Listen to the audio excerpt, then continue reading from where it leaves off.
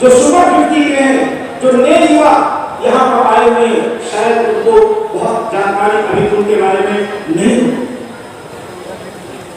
एक ऐसे व्यक्तित्व जिन्होंने न केवल पूरे राष्ट्र की तलवार को उजागर किया, उनको झकझोरा और हजारों लाखों युवाओं को युग निर्माण की तरफ अग्रसर किया, जिन्होंने निकाले कितने युवाओं के यौवन को जगा करके उन्हें निर्मित कर दिया, जिनके लिए आह्वान पर आज आप बन जाते हैं। चाहे वृक्षारोपण का कार्यक्रम हो, चाहे बाल संस्कार साधन हो, चाहे नदी स्वच्छता का हो, चाहे ग्राम प्रबंधन का हो, ऐसे एक नहीं ढेरों के ढेरों रचनात्मक आंदोलन जिनके पुरुषार्थ से, जिनके परिश्रम से युवाओं के जीवन में आए, उनके विचारों में आए और उन सब लोगों ने मिल करके आज इस राष्ट्र के लिए एक ऐसा उदाहरण प्रस्तुत किया है, जिनकी बहुत सारी प्रस्तुतियां आप देख भी रहे होंगे, हमारे बैनरों में देख सकते हैं और हमारे लोगों के अभिव्यक्तियों में देख सकते हैं। उन्होंने ऐसे विचारने कितने नौजवानों को तैयार किया है। आप भी जितने लोग तैयार हुए हैं, अभी वे बहुत पर्याप्त नहीं है, अभी भी लोगों की आवश्यकता है, अभी भी विवेकानंद की आवश्यकता है, लेकिन अल्लाह को विवेकानंद को जगाने के लिए जो प्राथमिक जुड़े हुए विचार हैं वो अच्छी तरीके से आप तक पहुंच सके, हमेशा पहुंचाते भी रहें। ऐसे हमारे परम आदरणीय श्री केदार प्रसाद दुबे भाई साहब जो मंच पर बैठे हैं, कहते हैं मंच की लंबाई चौड़ाई बढ़ाने से मंच बड़ा नहीं होता। जब हमारे अपने दुबे भाई साहब जैसे व्यक्तित्व मंच पर आते हैं तो ये मंच बहुत गरिमापूर्ण हो जाता है। ऐसे अपने दुबे भाई साहब को आह्वान करता हूँ, हमारे युवाओं का मार्गदर्शन करें। आदरणीय दुबे भाई साहब स्वागत है।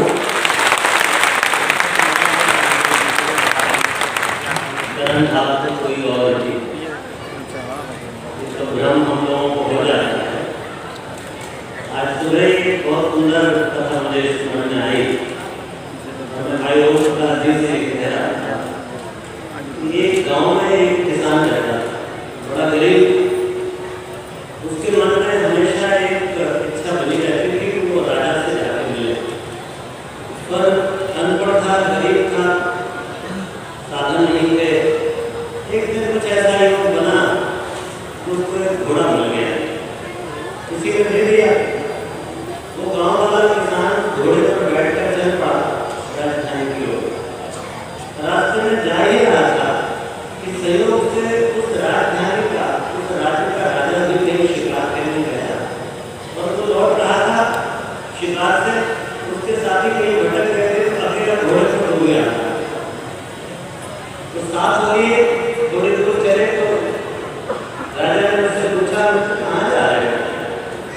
उसने कहा, भाई बड़ी अभिलाषा थी मुझे कि मैं महाराज से मिलूं, राजधानी जाऊं, तो वहीं जा रहा हूं। बड़ी मुश्किल से एक घोड़ा मिला है मुझे।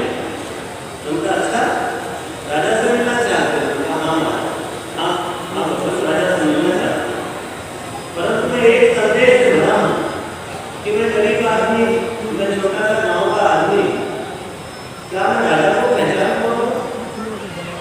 तो राजा ने कहा, हाँ बिल्कुल, तुम्हारी बहुत सहजता से मुलाकात होगी राजा। उसने कहा, वो कैसे? उसने कहा, जब राजधानी में आप प्रवेश करो तो देखना जिस व्यक्ति को लोग झुक झुक के प्रणाम नमस्कार करें, समझ लेना वही राजा है। और वो उसके साथ चलते रहे, ढेर सारी इधर की बातें।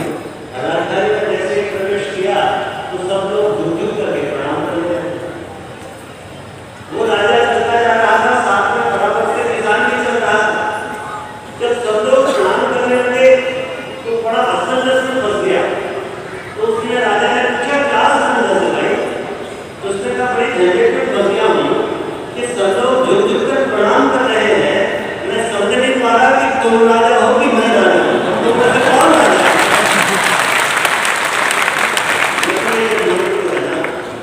ऐसी उलझनों में, ऐसी विपत्तियों में फंसता है और हमको ये एहसास कराने लगता है कि हम निमित्त मात्र नहीं है, हम स्वयं कारण बन गए, कर्ता बन गए।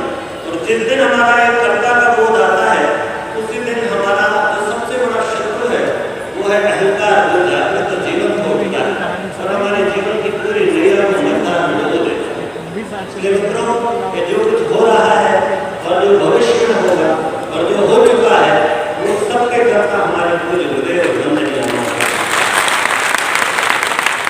हमारे जीवन का अंतिम आदर्श जो हो सकता है वो पूरे गुरुदेव वंदनीय माता जी। इसलिए किसी क्रम में फंसने की आवश्यकता नहीं है।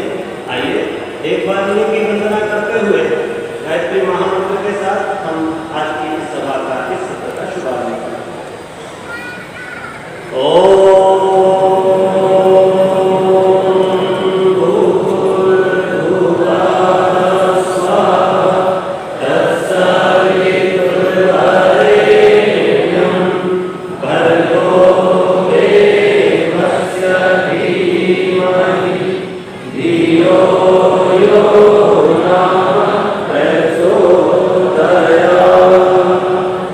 चैतन्यं शाश्वतं शान्तं व्योमातीतं निरञ्जनं नादबिन्दुकलातीतं तस्मै श्रीगुरवे नमः। सूक्ष्म रूप में विद्यमान हमारी गुरु सत्ता परम पूज्य गुरुदेव परम वंदनीय माता जी और उन्हीं की कृपा और उनके आंचल के छांव में विराजमान इस पवित्र भूमि जैसे संबोधन मिला है जिस क्षेत्र में हम लोग बैठे हुए जैसे चक्र भंडार में एक चक्र भंडार है पीछे चक्र लगा है। ये चक्र भगवान बुद्ध के धर्म चक्र प्रवर्तन का प्रतीक और ऐसा ही हमारी मशाल है। ये मशाल भी धर्म चक्र प्रवर्तन का प्रतीक ये चक्र भंडार है। तो निश्चय ही हम लोग का कोई ना कोई ऐसा नाता कोई एक रिश्ता इसके साथ जुड़ता है। इसे श्रावस्ती कहते हैं और बौद्ध और जैन मत में हमारे यहाँ जो श्रोता होते हैं उनको बौद्ध श्रावक कहते हैं जैन और बौद्ध और जो श्रोता बहने हैं उनको श्राविका कहते हैं। तो मैं आपसे आज यही संबोधन करता हूँ इस चक्र तीर्थ में बैठे हुए हमारी सभी श्राविका बहन और श्रावक भाई युवा साथी कहते हैं श्रावक और श्राविका संत जहाँ से बैठे भाई लोग साधु कहते हैं। जिसको नमन करें श्रावक और श्राविका वो साधु कहला वो मुनि कहला वो भिक्षु कहला वो कन्यादान कहला वो बंदे कहला। इसलिए मैं ये भी एक प्रार्थना आपसे लेकर आया हूँ कि 3 दिनों में आप श्रावक और श्राविका के रूप में उठकर साधुता की ओर करेंगे। यहाँ का विचार भी आपने बदलने अजीब का उपयोग सुना कितना भाव था कितना संवेदना हुआ उनके हृदय से मानो आपने प्रयास को आपका देखा हो भाई हेलो उधर कुर्सियाँ खाली पड़ी हैं ठीक है। तो आपका जो है चैनल जो चल रहा है वो चैनल मतलब हमारा चल ही नहीं पा रहा है फिर से नाम बता दीजिए। कर लीजिए यही है एसके स्टूडियो फोटो खींच लीजिए चैनलों का ये लिखे हैं पीछे। ठीक है ठीक है ठीक है।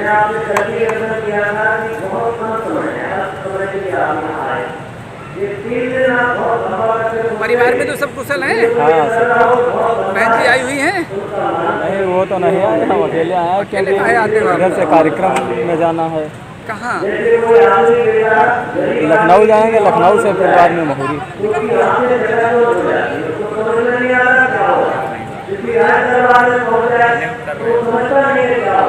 फोटो खींच लीजिए खींच लिया ठीक है।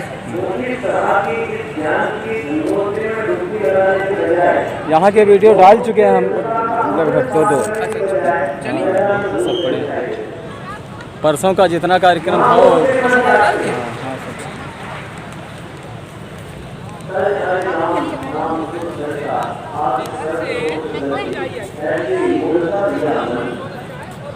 हमारा मन भी एक अमूल बन जाता है। इसलिए मैं आपसे सलाह किया था कि आप कृपा करके 3 साल तक निभाएं दीजिए।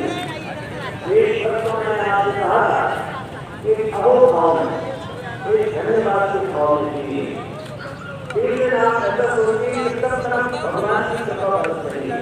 जो हो रहा है वो एकदम देवता की तरफ से हमारी सरकार की तरफ से हो रहा है। इसलिए भाषणता का स्मरण करके कहो भाव से आ जाए। धन्यवाद कोई आपको सहयोग करता है नहीं करता भी आप पर बैठे हुए हैं एक बार मेरा हाथ जोड़ कर धन्यवाद कहते बोलिए।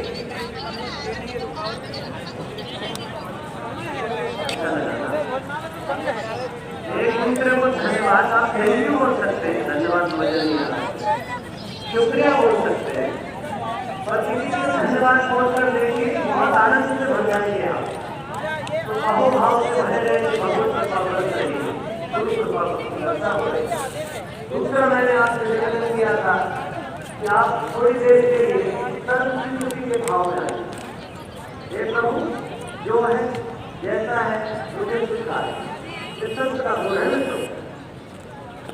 यही विधि राधे राम साई विधि रही है। ये आलसियों का वक्तव्य नहीं है, ये संतों का वक्तव्य है। आलसी इसको कहेगा तो उसका आनंद प्रधान है, और संत जब इसे कहता है तो उसका संतत्व प्रधान है, भगवत के शरण प्रधान है। वो अपने समर्पण को सामने ले आता है, अपने साथ भाव को सामने लाके कहता है यही विधि राधे राम साई विधि रही है। आप धन्यवाद के भाव में दीदी को देखो आप कम करिए। हम देखते हैं थोड़ी देर अगर यहाँ से शुरू होता है ऐसा पहले सब्जी बाजार में पहुँचते हैं, सब्जी बाजार में आते हैं और छोटे लोग बातचीत करने लगते हैं। बड़े घनघोर आश्चर्य की बात है कि मनुष्य अपने मतलब को समझता है और किसी से कह दिया जाए तो सिर्फ चुपचाप मौन एक भाव से सरलता से चैतन्यता से जीवनता से बोलने रहते हुए साक्षी भाव में खड़ा है 5 मिनट। हम 5 मिनट भी खड़े नहीं हो पाते मौन साक्षी भाव। 5 मिनट में 50 जगह भूल जाए। इसलिए मेरा निवेदन है कि मौन रहने से आपकी थोड़ी अंतर यात्रा प्रारंभ हो जाए। एक ये निवेदन था, और एक और चौथा निवेदन आज आपसे करता हूँ कि आज और कल के लिए क्षेत्र संन्यास से ये जो जितना भी आपको परिसर दिखाई दे रहा है इस परिसर से बाहर नहीं जाए।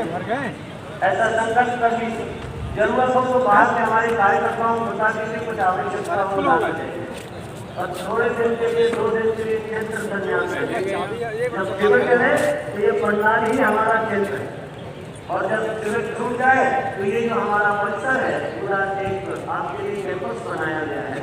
ये कैंपस हमारा कार्य क्षेत्र है, साधन स्थलीय इससे बाहर नहीं। इसके आज निवेदन करने इनको आप थोड़ा सा ध्यान दीजिएगा।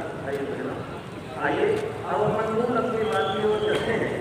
इस बात को लेकर के हम सोच रहे हैं, हमने अभी गीत सुना दूसरे हमारे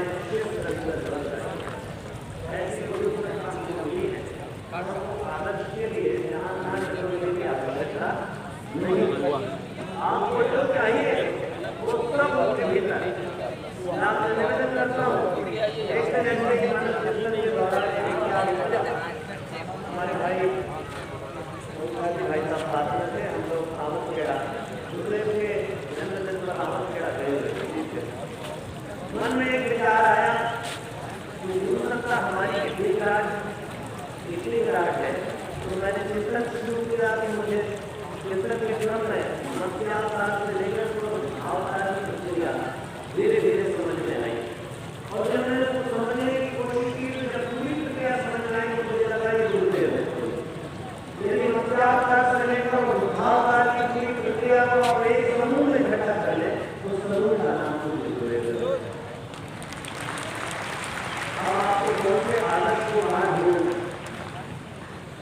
जब सब चीजें एक दुकान पर बिकती हो तो आपको अलग अलग दुकानों से मिलने की जरूरत नहीं है। जब एक झाड़ी में सबका भोजन बन रहा हो, सभी खिचड़ी पक रही हो तो अलग अलग चूल्हों में अलग अलग बर्तनों पर अपनी खिचड़ी पकाने की आवश्यकता नहीं है। तो जब आपको गंगा लगे तो रोज काटने की जरूरत नहीं। अपनी भगवत सत्ता अपनी गुरु सत्ता इतनी विराट है कि इसके जीवन में हमारे सभी लक्ष्य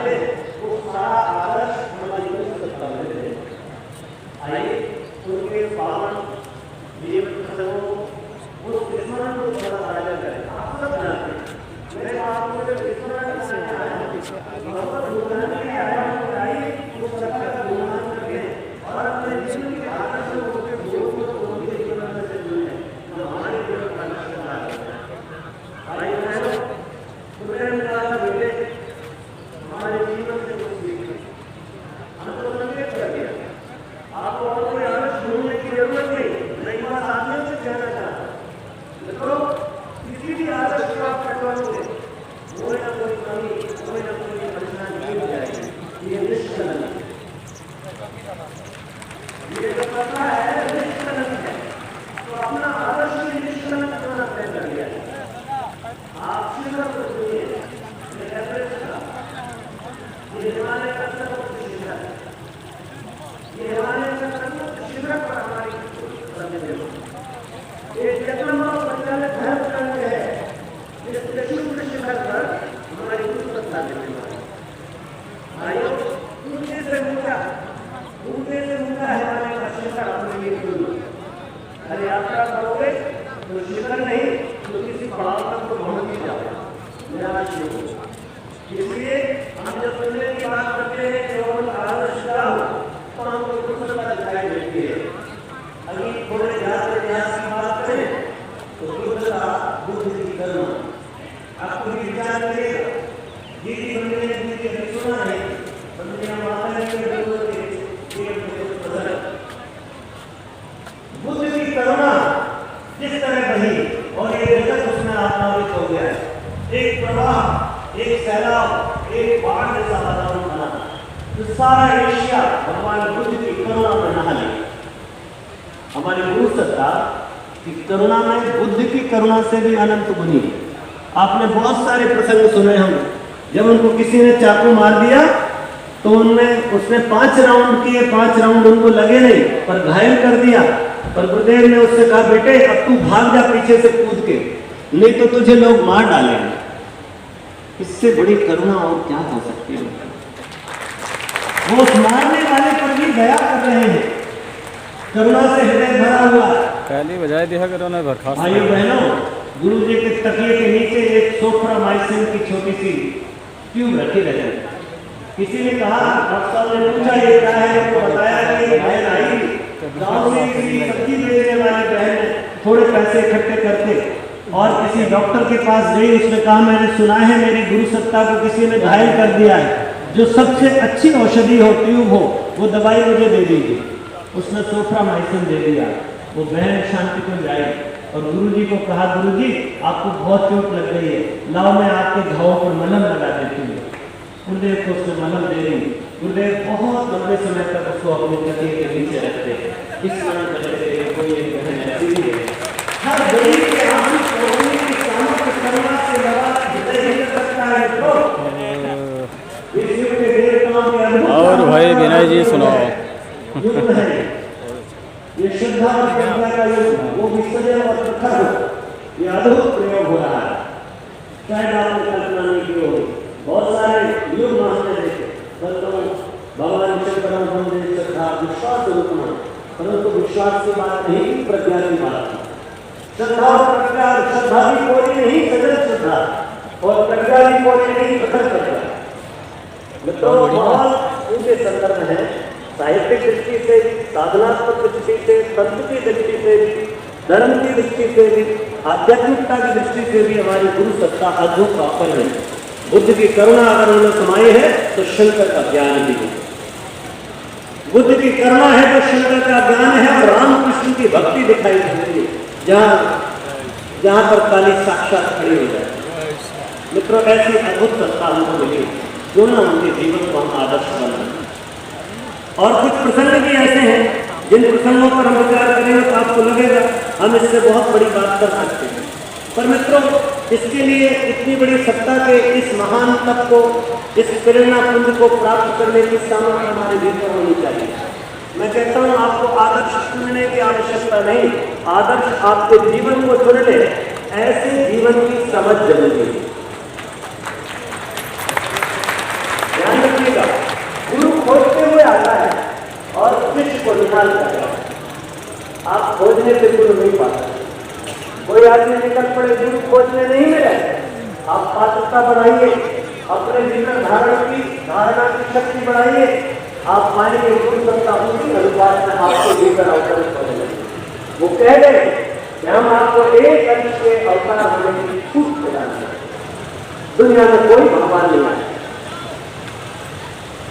वो स्वयं भगवान बन गया, परंतु ये कहने की सामर्थ्य किसी में नहीं आई कि हम तुम्हें भी एक अंश का अवतार बनने की छूट प्रदान करते हैं। एक अंश का अवतार बनना हमारे जीवन का आदर्श हो सकता है।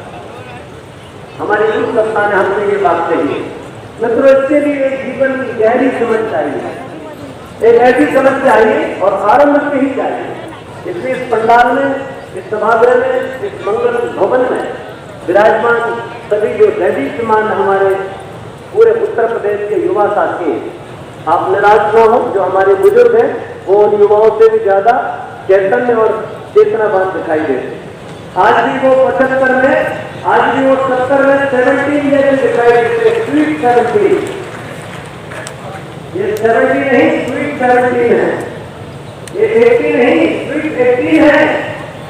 इसलिए मैं कहता हूँ कि युवाओं, निवेदन करता हूँ आपसे, युवाओं इस छोटी सी प्रार्थना को स्वीकार करो और अपने जीवन के प्रति गहरी आनंद से समझ विकसित करो। प्रारंभ से यदि प्रारंभ से समझ विकसित होगी तो बात बन जाए।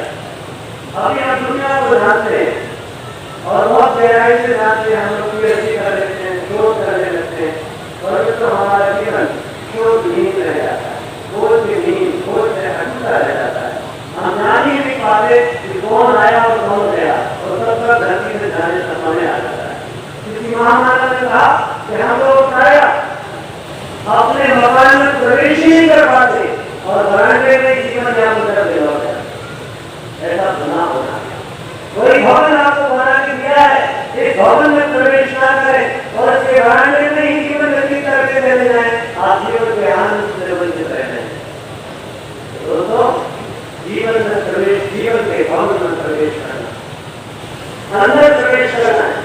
लेकिन अंदर प्रवेश कर पाए तो जीवन के अंदर में जो कुछ भी गौरव प्रशंसा भगवान ने विधि रखी है, उसका स्नेह और सौभाग्य और आनंद और उसका उल्लास, उसका लिप्त आपके जीवन में समाया। एक बार अंदर झाड़ने की कोशिश की जाए, कहे, और मैं कहता हूँ उसे कहा कि बेटे दिमाग से नहीं, दिल से सोचना चाहिए, हृदय से इधर के संपर्क को बढ़ाओ। अपना दिमाग से संपर्क करते हैं तो बहुत गुना भार आता है, गणित आता है, और गणित से कभी भी आप अध्यात्म को प्राप्त नहीं कर सकते। गणित आपको 2 और 2 4 बताता है, पर अध्यात्म 2 और 2 5 और 6 और 8 और 10 और 1 और 0 हो सकता है। आप प्रेम को गणित से नहीं समझा सकते, आप सौंदर्य को गणित से नहीं समझा सकते, आप करुणा को गणित से नहीं बांट सकते, जोड़ सकते, घटा सकते। मित्रों, ये अध्यात्म का मार्ग है, दिमाग का नहीं, दिल का। हमको इस बात के लिए सोच के रखना पड़ेगा। गुरुदेव ने एक बहुत सुंदर पुस्तक लिखी और बहुत पुरानी पुस्तक है, 50-60 के दशक में लिखी। उसमें उन्होंने लिखा था कि हमने अपने जीवन के क्लास में 3 सूत्रों को बहुत गहराई से समझा है। वो लिखते हैं, जय श्री राम। आत्मवत् परदायेषु परदेशोत्तर परमात्मवत् परदायेषु या वत्सरस्थ पंडिता। इधर कहते हैं हमने अपने जीवन में हेलो धन को हमने मिट्टी जैसा माना, हमने दूसरे के धन को मिट्टी जैसा माना, हमने दूसरे की स्त्री में परमात्मा को, माता को, भगवती को पहचानने की कोशिश की, और तीसरा हमने सारे जगत को अपने आत्म रूप में देखा। तो मित्रों, ये 3 सूत्र को हमको देखे, आत्मंतर भूतेषु का भाव, पर द्रव्येषु लोचवत् और